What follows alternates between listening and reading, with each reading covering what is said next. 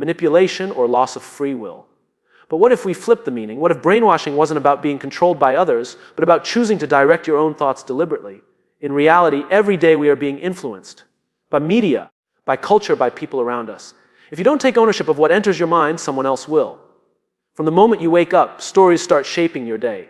The headline you read, the comment someone makes, the tone of a conversation, it all builds a narrative inside your head. Most of the time, you don't even realize it's happening. The mind absorbs messages like a sponge. If those messages aren't carefully selected, they begin to form beliefs that don't serve you. Beliefs like, I'm not good enough, or success is for other people. To redefine brainwashing, we start by asking, whose voice am I listening to? Because if you're living by someone else's script, you've already been brainwashed, just not intentionally. The key is to shift from passive consumption to active creation. Instead of being the audience to your own life, you become the author. You decide what thoughts get to stay and which ones you refuse to entertain. Consider this: every belief you hold was once just a suggestion. Someone suggested you were smart and you believed it. Someone suggested you weren't capable, and maybe you believe that too. Brainwashing yourself for success means putting new, empowering suggestions in front of yourself until they become the default. It's not fake, it's training. Just like the body can be conditioned through exercise, the mind can be conditioned through repeated thought. Think about athletes who convince themselves they're the best long before the world sees it. They aren't delusional, they're disciplined in their self-conditioning. They brainwash themselves into a state where success feels natural, even inevitable. They've chosen which story to replay in their minds over and over again. It's not luck, it's intentional repetition of belief. Most of us already repeat stories in our heads, but too often they're the wrong ones. I always mess up. I can never get ahead. This is just the way things are. These aren't facts, they're scripts, and they can be rewritten. The first step to brainwashing yourself for success is noticing the loop you're stuck in. Because once you can see it, you can replace it. Reprogramming doesn't mean ignoring reality. It means choosing a lens that moves you forward instead of holding you back. If you face a setback, you can call it failure or you can call it feedback. If you face rejection, you can call it proof you're not good enough, or you can call it practice for the time you succeed. The brain doesn't know the difference until you teach it. And this is where the real work begins. Brainwashing yourself for success is not about forcing positivity. It's about deliberately installing beliefs that align with where you want to go. Every time you repeat a powerful thought, every time you expose yourself to an empowering idea, you are programming your own mind. It's not magic, it's mental discipline. Every human being lives inside a story. The problem is most of us don't even realize we're the authors. The narrative in our head, how we describe who we are, what we're capable of, and what's possible for us, shapes everything we do. If the story is full of self-doubt, no strategy, no opportunity, no amount of hard work will fully matter. The narrative will always pull us back to match the script we've accepted. Self-doubt is one of the most persistent characters in that script. It whispers, you're not ready, you're not qualified, you don't belong here. And over time, those whispers become truth in your mind. But the truth is not in the doubt. The truth is in the story you choose to replace it with. If you continue to replay a disempowering narrative, you'll keep living the same results. If you rewrite it with empowering stories, you create a different future. Controlling the narrative starts with awareness. Notice the words you use when you describe yourself, your past, and your goals. Do you say, I'm terrible at this? Or do you say, I'm still learning this skill? The difference may seem small, but the brain listens carefully. Language isn't just communication, it's construction. Each sentence builds a wall or a bridge inside your mind. Every great achievement in history began with someone telling themselves a different story. Innovators believed they could solve problems others had accepted as impossible. Leaders believed they could inspire change when others had settled for the status quo. They didn't have guarantees, but they had a narrative that pulled them forward instead of holding them back. The story you choose to believe doesn't just describe reality, it creates it. Daily repetition is where the shift happens. The brain doesn't rewire itself after one pep talk. It needs consistent reminders, consistent storytelling. That's why affirmations, journaling, or even speaking your goals out loud can be so powerful. You're not tricking yourself, you're training yourself. You're rehearsing a story until your mind accepts it as natural, just like you once rehearsed doubt until it became automatic. Think about the stories you tell yourself in moments of challenge. Do you say, this always happens to me? Or do you say, this is my chance to prove I can adapt? One story keeps you trapped in the role of the victim. The other casts you as the hero of your journey. The facts may be the same, but the interpretation shifts everything. Control the story, and you control your state of mind. Even your past is not fixed. It's filtered through the story you attach to it. A painful experience can either be evidence that I'm not good enough, or proof that I'm resilient enough to survive. You can't change what happened, but you can control how you narrate it. And that narration determines whether your past becomes an anchor or a foundation. When you wake up every day, you have a choice to let self doubt-write the script or pick up the pen yourself. The world will offer you countless reasons to question your ability. But you get to decide which story plays on repeat in your head, and the story you repeat becomes the reality you live. Your mind is like fertile soil. It doesn't choose what grows. It simply grows whatever seeds are planted. Every word you hear, every image you see, every piece of information you consume is a seed. Over time, those seeds take root and shape your beliefs, your emotions, and your actions. If you don't filter what goes in, you can't be surprised by what comes out.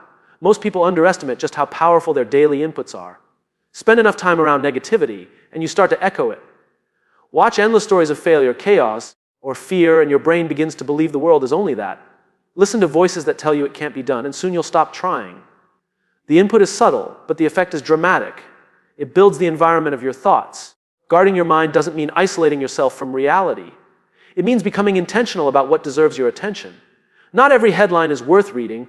Not every conversation is worth joining. Not every opinion is worth accepting. Just as you wouldn't let anyone dump trash into your living room, why would you allow mental clutter to take up space in your head? Think about the difference between people who are energized and people who are drained. Often, it's not just their circumstances, it's what they've been feeding on. One person spends hours absorbing content that inspires and challenges them. Another spends hours scrolling through complaints and controversies. Same 24 hours, completely different mental fuel. And over time, that fuel determines momentum. Filtering your inputs also applies to the people you keep close. Energy is contagious, and so are beliefs. If the voices around you constantly predict failure, you'll start to lower your expectations. If they normalize mediocrity, you'll stop striving for excellence. Surround yourself with people whose mindset pushes you upward, and your own thinking begins to rise without force. It's not just about cutting out the negative, it's about amplifying the positive. Fill your mind with books that stretch your perspective, podcasts that encourage growth, conversations that spark new ideas. Even a few minutes a day of intentional input can outweigh hours of passive consumption. The goal is not to avoid all noise, it's to tune into the frequencies that strengthen your vision. And here's the truth. You can't always control the first thought that enters your mind, but you can control how long it stays. You can decide whether to replay it, feed it, and let it grow, or to replace it with something better. Filtering your inputs is not about perfection, it's about discipline. Catching yourself before the wrong seeds have time to sprout. What you watch, read, and listen to is not entertainment alone, it's training. Every input is a silent lesson shaping your expectations of life. When you start filtering with intention, you stop living by accident. You stop letting random noise become your inner voice, and instead, you choose the inputs that align with the future you want to create. Success is not built on occasional bursts of motivation. It's built on what you do repeatedly without thinking. The subconscious mind doesn't respond to grand declarations. It responds to patterns. Small repeated actions are what tell your brain, this is who I am now. Over time, those actions become automatic, and once they're automatic, they define your identity. Think about brushing your teeth. You don't wake up every morning debating whether you should do it. It's simply a ritual ingrained through years of repetition. Now imagine applying that same automatic consistency to actions that build success, writing each day, practicing a skill, reviewing your goals, feeding your mind with positive inputs. The power isn't in doing it once with intensity, it's in doing it daily with intention. Big intentions often create excitement, but fade quickly because the brain doesn't change from one-time effort.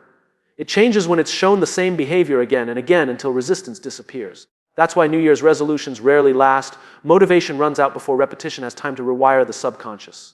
Success isn't about making one big decision. It's about remaking the same small decision until it no longer feels like a choice. Repetition is how the brain learns to accept something as truth. When you repeat a thought, I'm capable, I'm disciplined, I'm worthy, the mind begins to believe it. When you repeat an action, showing up early, practicing focus, keeping promises to yourself, the mind begins to expect it. Eventually, the repetition becomes stronger than doubt, stronger than excuses, stronger than fear. Rituals make repetition sustainable. A ritual is not just a task, it's a system that removes friction. For example, if you want to exercise daily, laying out your clothes the night before turns an intention into an automatic trigger. If you want to write daily, setting a time and place conditions your brain to enter the state without hesitation. Rituals transform effort into flow because they connect action to rhythm. The beauty of small, repeated actions is that they compound. One push-up doesn't change your body, but hundreds over time transform you. One page doesn't make a book, but 1,000 pages written in small, consistent doses create an entire story. The subconscious doesn't care about the size of the action, only the frequency. What you do often is what you become. Rituals of repetition also anchor discipline. When motivation fades, no one feels inspired every day, but rituals don't rely on inspiration. They run on habit, and habit doesn't ask how you feel, it just activates. That's why the most successful people are often not the most talented, but the most consistent. They've built systems that carry them forward even when emotion wants to pull them back. If you want to change your life, don't focus on what you'll do once in a while. Focus on what you'll do every single day. One small ritual, repeated until it's second nature, can have more impact than the biggest dream never acted upon. Your subconscious is listening closely, and the language it understands best is repetition. The human brain is deeply influenced by its surroundings, often more than we realize. Environment is not neutral. It either supports growth or reinforces limitation. If you want to rewire your mind for success, you can't just rely on willpower. You need to surround yourself with signals that constantly remind you of who you are becoming. These signals act as silent reinforcements, nudging your thoughts and behaviors in the right direction without force. People are the most powerful success signals you'll ever encounter. Spend time with individuals who think bigger, push harder, and expect more of themselves, and you'll naturally begin to elevate your own standards. On the other hand, spend time with people who complain, settle, or ridicule ambition, and you'll slowly absorb their mindset as normal. Who you allow into your circle shapes what you believe is possible. Your physical environment carries just as much weight. A cluttered, uninspiring space sends the subconscious message that you don't take your goals seriously. A clean, organized, and intentional environment tells your brain that focus and growth matter. Even small details like the books on your shelf, the quotes on your wall, or the music playing in the background send signals that shape your state of mind. Cues matter because the subconscious mind responds to triggers. When you place a notebook by your bedside, it cues you to capture ideas before they vanish. When you set your running shoes near the door, it cues you to follow through on exercise. Success signals are not about making giant leaps. They're about creating subtle nudges that guide your behavior toward consistency. Technology can either amplify or dilute your success signals. If your phone is filled with distractions, endless scrolling, and negative noise, it becomes a signal of avoidance. If it's filled with reminders, inspiring voices, and tools that push you to act, it becomes a signal of focus. The devices we check dozens of times a day are either quietly undermining us or quietly strengthening us. Even the language you allow around you becomes a signal. Words create atmosphere. If the conversations you engage in are filled with limitation, gossip, or cynicism, those words seep into your mindset. If the conversations highlight opportunities, solutions, and possibilities, they shape a mental environment that fosters growth. Every word absorbed is either fuel or friction. Success signals also work through rituals shared with others. A group that meets regularly to discuss goals creates accountability. A mentor who checks in creates reinforcement. A community that celebrates progress sends a constant reminder that growth is normal and achievement is expected. These social signals are powerful because they don't just affect your behavior. They reset your identity through belonging. When you consciously choose your people, your environments, and your cues, you remove much of the mental resistance to success. Instead of battling against surroundings that pull you backward, you align with surroundings that push you forward. Over time, the signals around you create an atmosphere so strong that success stops feeling like a struggle and starts feeling like the natural outcome. Most people chase success as if it's something outside of them, a prize to be won or a destination to reach. But the truth is, lasting success doesn't come from chasing. It comes from aligning who you are with what you want. When success becomes part of your identity, you no longer have to force it. You act in accordance with who you believe yourself to be, and the results naturally follow. Identity is the strongest driver of human behavior. You can want to quit smoking, but if you still see yourself as a smoker trying to quit, you'll constantly fight temptation. The shift happens when you see yourself as a non-smoker, someone for whom smoking simply doesn't fit. The same is true with success. If you keep telling yourself, I'm trying to be successful, you'll always feel like it's in the future. But if you tell yourself, I am the kind of person who creates success, your actions start to reflect that belief immediately. Anchoring success to identity means focusing less on outcomes and more on who you're becoming. Instead of saying, I want to run a marathon, you say, I am a runner. Instead of saying, I want to write a book, you say, I am a writer.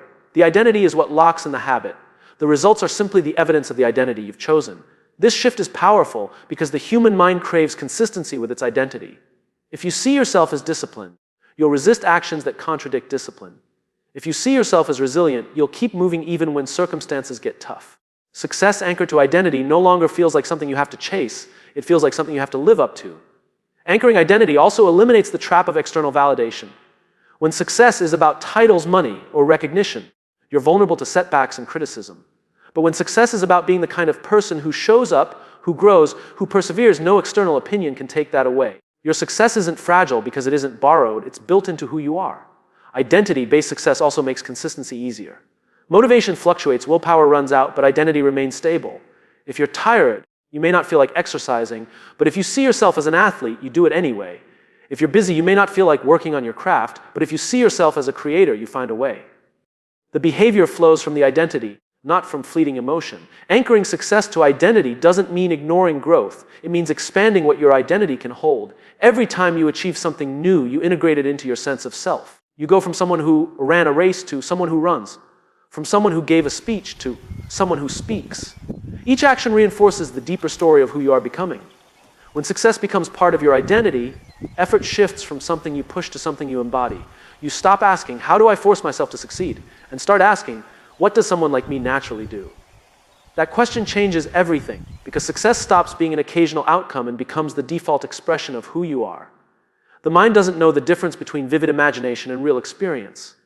This is why athletes, performers, and leaders use visualization as a tool to prepare for success before it happens. When you rehearse the future in your mind, you train your brain to accept achievement as familiar rather than foreign. The more familiar it feels, the less resistance you face when it arrives. Visualization is more than just daydreaming. It's a deliberate practice of creating mental images of what you want to achieve and experiencing them with detail. You don't just picture the result, you picture the process. You see yourself walking into the room with confidence, delivering the presentation with clarity, crossing the finish line with strength. Each mental rehearsal sends the signal to your brain, this is who I am. This is what I do. Emotional rehearsal takes this even deeper. It's not enough to see the future, you have to feel it. When you allow yourself to feel the pride, the joy, the relief, the confidence of already achieving your goal, your brain encodes that emotion as reality. The subconscious then begins working to align your actions with that emotional memory. You're not just imagining success, you're practicing the state of being successful. Think about the opposite. If you constantly rehearse failure in your mind, imagining rejection, embarrassment, or defeat, your brain prepares you for those outcomes instead. That's why worry is just negative visualization. It's a rehearsal of the wrong future. The question is not whether you're rehearsing, but what you're rehearsing. The power of rehearsal is that it lowers fear.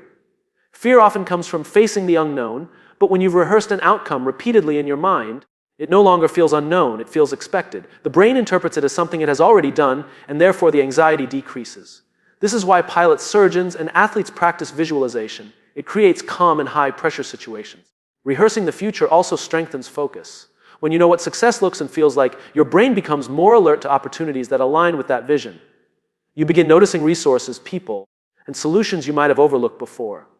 The future you've rehearsed becomes a magnet, pulling your awareness toward anything that helps make it real. This practice works best when combined with action. Visualization without effort becomes fantasy, but visualization paired with consistent steps becomes acceleration. You're building a bridge between imagination and execution. The rehearsal gives you the mental blueprint, and your actions bring the blueprint into form. Every time you rehearse the future, you're telling your brain, this is not a wish, this is my reality in progress. Over time, the line between imagination and achievement blurs. What once felt distant starts to feel inevitable, and your behavior naturally adjusts to match the expectation you've rehearsed. Success is often thought of as a finish line, a moment in time when you finally arrive. But true success isn't only about reaching the goal, it's about the alignment between your thoughts and your actions along the way. When your mindset and your behavior move in the same direction, you create momentum. And momentum is what makes goals inevitable. Alignment is success in progress. Too many people set goals while carrying beliefs that contradict them. They say they want financial freedom but think money is hard to come by. They say they want health but believe I've always been unhealthy. These inner conflicts slow progress because the actions are not fully supported by the thoughts behind them. Alignment means your thoughts, beliefs, and actions all tell the same story, and when they do, movement feels natural instead of forced. Measuring alignment requires awareness. Instead of only asking, did I achieve the goal? Ask, are my daily actions consistent with the person I want to become? If the goal is to write a book, alignment is sitting down to write every morning. If the goal is to be fit, alignment is choosing nourishing foods and regular exercise. These daily choices are evidence that your inner commitment matches your outward behavior. Celebrating alignment is just as important as recognizing it. Too often we only celebrate the end result, which makes the journey feel empty until the big moment arrives.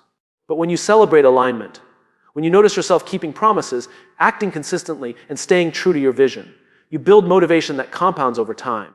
The brain thrives on reward, and each celebration reinforces the behavior you want to repeat.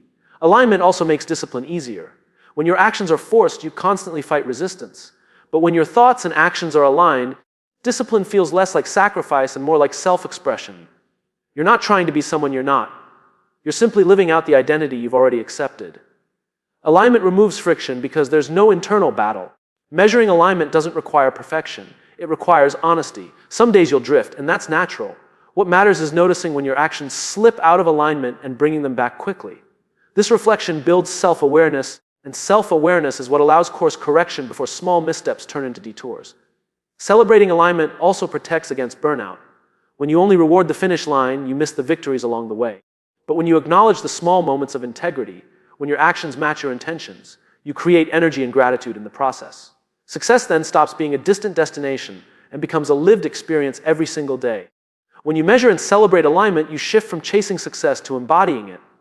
You stop waiting for some future achievement to validate you and start finding proof of progress in the present. Each aligned thought, each aligned action becomes a step where success is already unfolding.